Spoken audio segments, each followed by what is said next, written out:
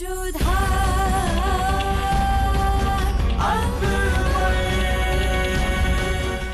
धारावाहिक किसी प्रकार की ऐतिहासिकता का दावा नहीं करता। तत्कालीन परिस्थितियों को दर्शाने के लिए आवश्यक और उचित नाटकीय रूपांतर किए गए हैं। ऐतिहासिक रूप से जोधाबाई के स्थान पर हरकाबाई, हीर कुंवर जैसे नाम इतिहास में प्रचलित हैं। ये धारावाहिक किसी भी सामाजिक परंपरा और पारिवारिक संबंधों का ऐतिहासिक दावा नहीं करता है। इसका उद्देश्य किसी भी समुदाय की भावनाओं को ठेस पहुंचाना नहीं है।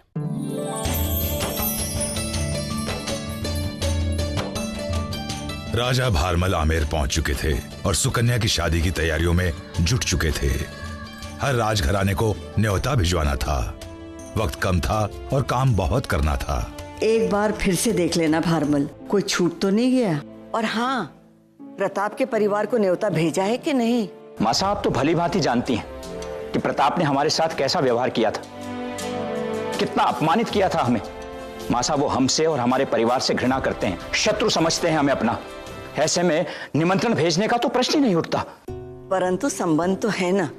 तुम भूल रहे हो कि महाराजा उदय सिंह के परिवार से हमारे संबंध है। तुम्हारी छोटी माँ उसी परिवार से, वो आए ना आए उनकी इच्छा, पर हमें अपना कर्तव्य पूरा करना चाहिए। परंतु मासा ठीक कह रही है महाराज। भले ही प्रताप हमसे कोई संबंध न रखना चाहे, मगर जो संबंध है उसकी मर्यादा तो हमें रखना ही चाहिए ना। जलाल से जोधा के विवाह के बाद दोनों परिवारों के बीच दरार बढ़ रही थी। जहां राणा प्रताप ये दरार भरने को तैयार नहीं थे, वहीं दोनों परिवार की महिलाएं इस प्रयास में थीं कि दोनों राजवंशों के बीच फिर से सुलह हो जाए, शांति और संबंध दोनों बने रहें।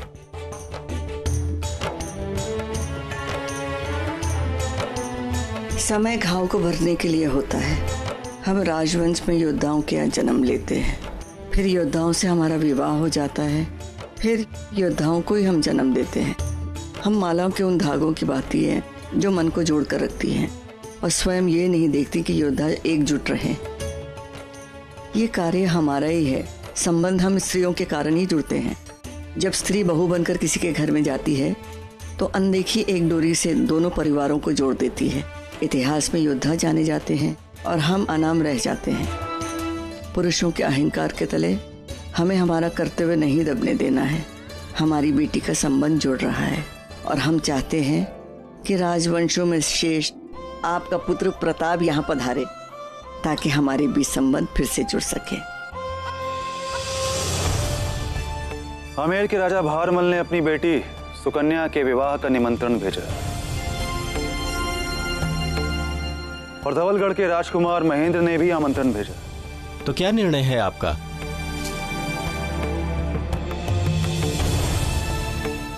हम दुविधा में हैं। जलाल हमारा शत्रु है और उससे हाथ मिला लेने के कारण राजा भारमल से हमें घृणा। एक देशद्रोही के यहां पर जाना हमारे स्वाभिमान को चोट होगी, किंतु एक राजवंशी होने के नाते हमारी बहू, हमारी बेटियों को इज्जत देना, उन्हें आदर देना हमारे राजवंश की परंपरा रही। दुविधा तो बहुत बड़ी है प्रताप। एक ओर शत्रुता और स्वाभिमान, दूसरी ओर संबंध और कर्तव्य।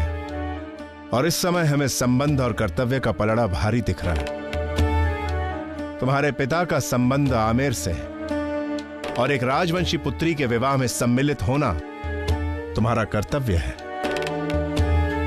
हमें लगता है प्रताप कि तुम्हें यह आमंत्रण स्वीकार कर लेना चाहिए।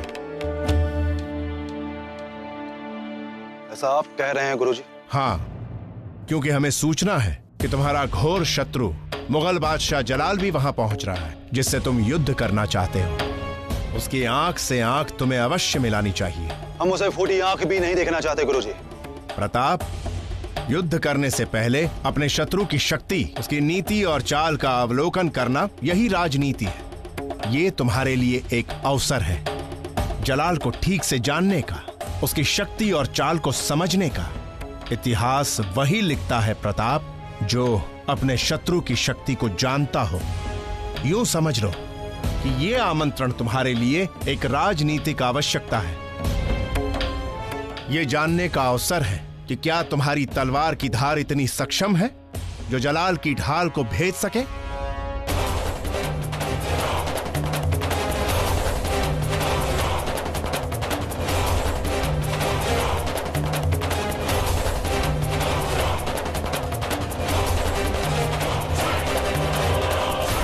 तबा के राजवंशियों के साथ प्रताप भी शादी में शिरकत करेंगे। बहुत खूब, तुम जा सकते हो। आमेर जाने की मुकम्मल तैयारियां की जाए। हम अपने दुश्मन से रूबरू होने को बेकरार हैं। गुरुजी से विचार विमर्श करने के पश्चात हमने निर्णय लिया है कि हम आमेर जाएंगे। उनसे मित्रता का संबंध निभाने के लिए नहीं, बल्कि जलाल से आने वाली शत्रुता के संबंध को परखने के लिए।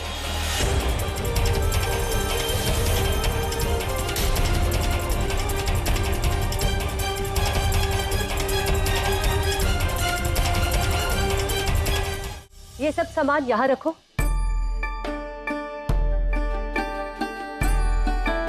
गुलबदन बेगम, कोई कमी नहीं रहनी चाहिए। ये तोहफे मुगल सल्तनत की ओर से जा रहे हैं। बिल्कुल भाभी जान, हमारी पूरी नजर है तैयारियों पर। जीजी अंगा, जो जो सामान हमने कहा था वो सारा यहाँ पर मौजूद है ना? जी मलिका आजम, काबुल के नायाब जेवरात, ढाका की मलमल और बाकी तमाम तोहफे मौजूद है यहाँ पर। वो जेवरात की थाल मलिका को दिखाओ। मलिका आजम, ठीक है। जोधा बेगम आपसे मिलना चाहती है। तो उसमें पूछना क्या, उन्हें इंतजार मत कराओ, ले आओ उन्हें।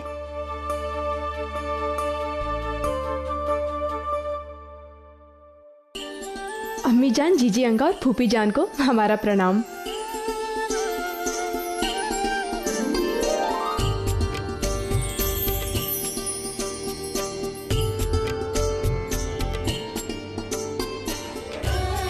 अम्मी जान, ये सब सुकन्या की शादी के तोहफे हैं।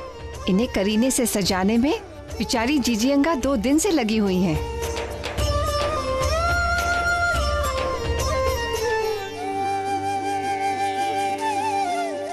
ये क्या जोधा बेगम?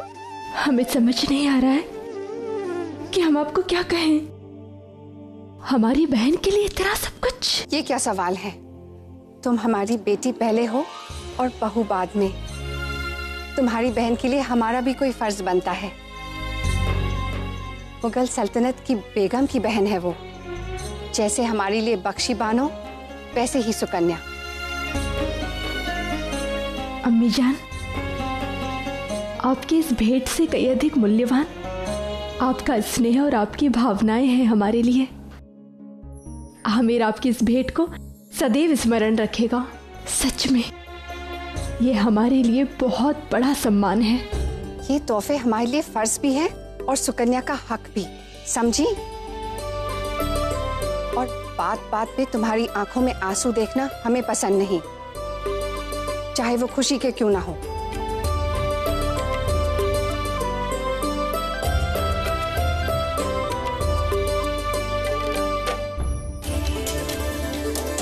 जलाल अपने परिवार के साथ आगरा से आमेर की ओर कूच कर चुके थे और आमेर में भी उनके स्वागत की तैयारियां पूर्ण हो चुकी थीं, क्योंकि बात केवल सुकन्या के विवाह के उत्सव की नहीं, जलाल की सुरक्षा की भी थी। इसलिए खुद भारमल और भगवान दास सारी तैयारियां देख रहे थे। आखिर मुगल सल्तनत का बादशाह इस शादी में खास मेहमान बनकर जो आ रहा था। भगवान दास, क्या सारे प्रबंध पूरे हो चुके हैं? जी बाबू, सुरक्षा का पूरा ध्यान रखा जा रहा है। आपको चिंतित होने की कोई आवश्यकता नहीं। हम चिंतित नहीं हैं भगवान दास, हम तैयार हैं। आमेर को एक ऐसा कवच बना दो जिसे कोई चाहकर भी भेद न सके और शहंशाह तक पहुंच न सके। यहां भारमल आमेर को कवच बनाने की सोच रहे थे। वहां जलाल के दुश्मन इस कवच को हर हाल में भेद देना चाहते थे। जलाल को नुकसान पहुंचाने का ये मौका वो खोना नहीं चाहते थे।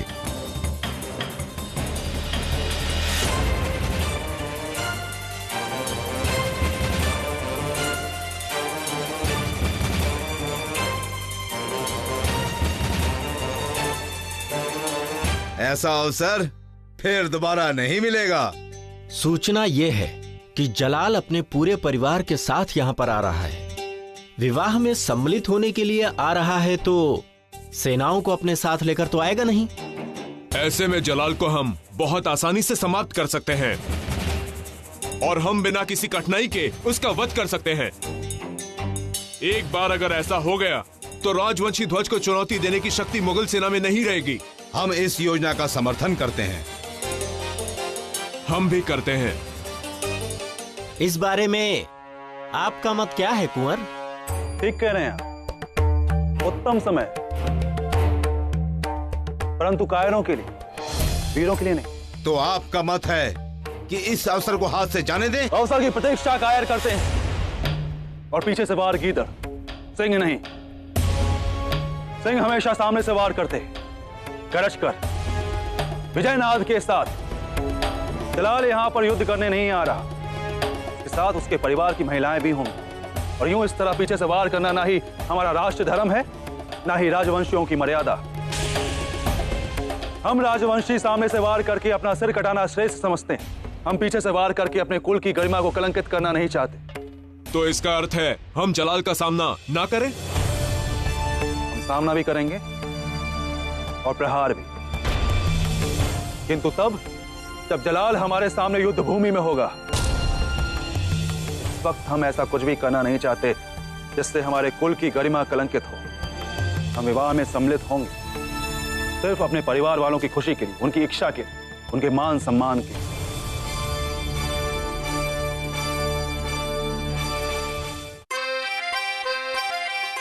जंगली जानवरों की आवाज सुन सुन के हमें तो नींद ही नहीं आ रही है, और ये भी पता नहीं कहाँ पे है। या खुदा मदद कर। अम्मी जान,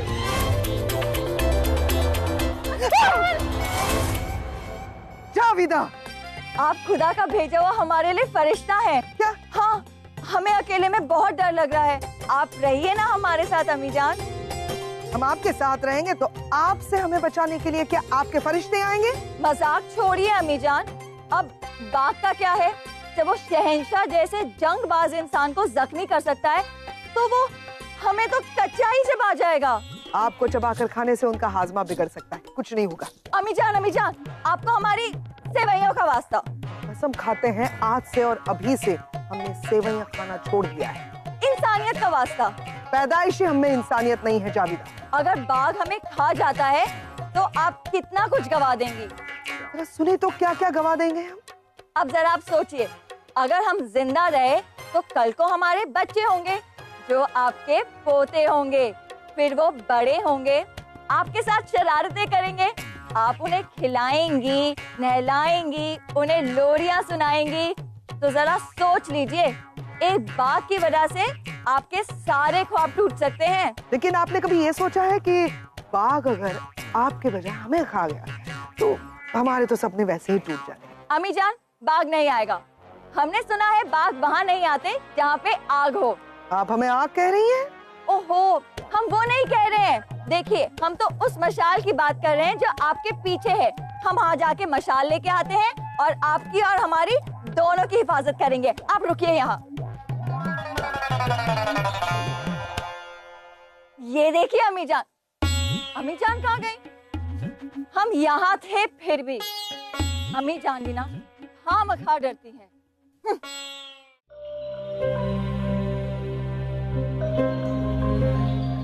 सुनो, इनमें से हमारा खेमा कौन सा है? वो वाला। वो तो शहंशाह का है। देखा, हमने कहा था ना। क्या बात है रानीसा, आजकल शहंशाह के विषय में बहुत कुछ जानने और समझने लगी हो आप। कुछ ऐसा वैसा सोचने की आवश्यकता नहीं है आपको। सीधी सी बात है, जिस खेमे के सामने इतने सारे सैनिक खड़े होंगे वही शहंशाह का खेमा होगा ना।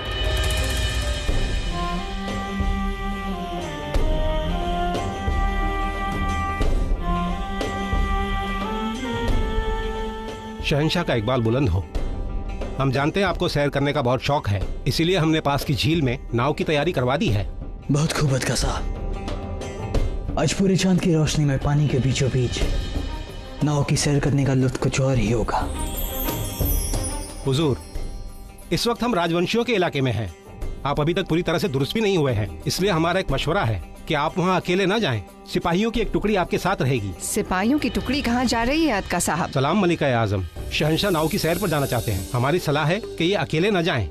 जलाल अकेले क्यों जाएंगे? जोधा बेगम। जी अम्मी जान। नाव की सैर पसंद है आपको? जी हाँ, अमीर के माफ्टे में कई बार नौका विहार करती थी ये। तो ठीक है, जलाल नाव की सैर पे जा रहे हैं, आप भी उनके साथ जाएंगी।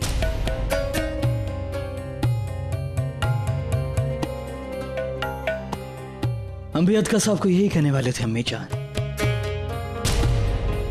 जी हम जाकर तैयारियां करते हैं। नहीं, तुम हमारे साथ रहोगी।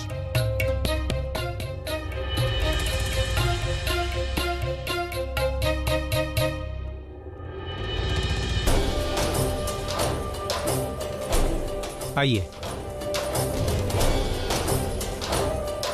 आइए।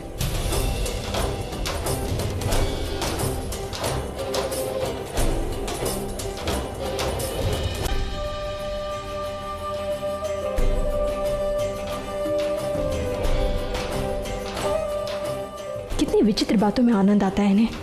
इतनी रात्रि हो गई है और इन्हें नौका विहार करना है। कुछ कहा आपने जोधा बेगम? कहा तो भी क्या, अपनी हट के आगे आपको किसी के पास सुनाई भी कहाँ देती है।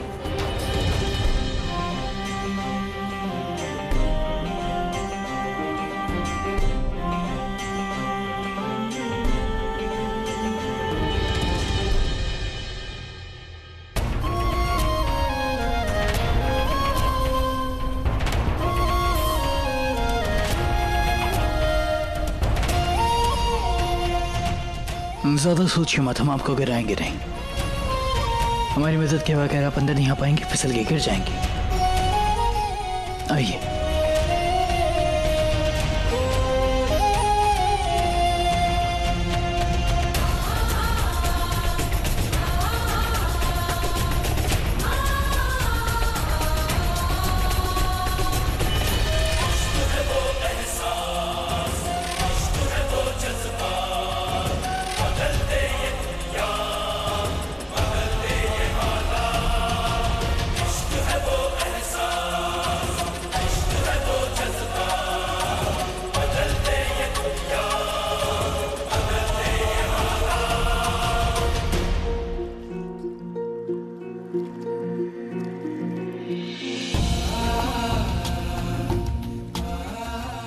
आपकी दासी कह रही थी कि आपको नाव में सैर करना अच्छा लगता है।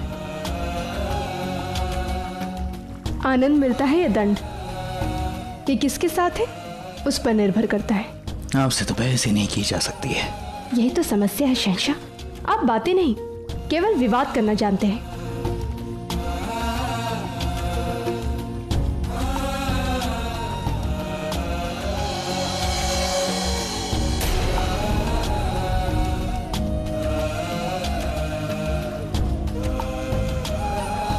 समझ गए जोधा बेगम, कहीं अगर आप गिर जाती तो लोग इसे हमारी साजिश समझते।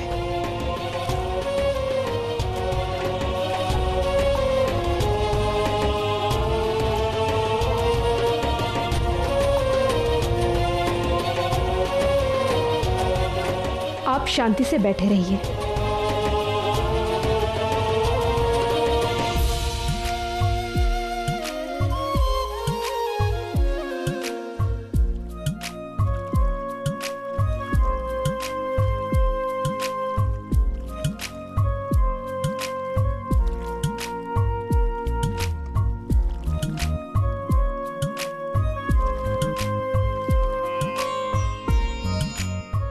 जरा ध्यान से जोधा बेगम, घाव हरा मत कर दीजिए। अगर आपको हमारा क्या कोई भी काम अच्छा नहीं लगता है तो आप स्वयं ही कर लीजिए ना।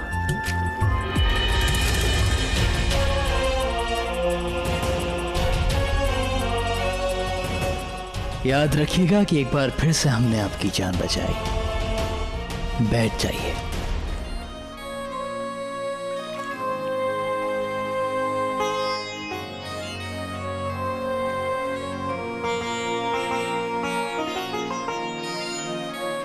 आपका दुपट्टा ठीक किए देते हैं, वरना लोग समझेंगे कि हमने आपके साथ शरारत कर दी।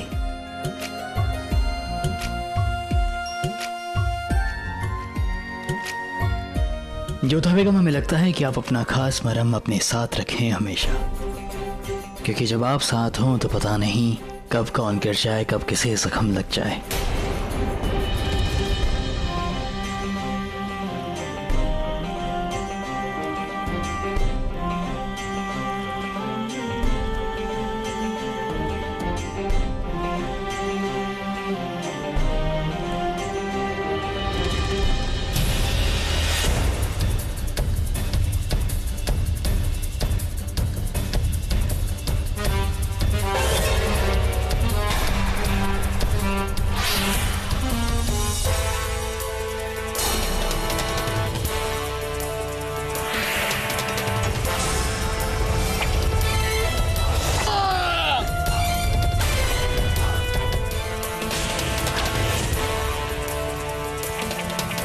होशियार जोधा बेगम।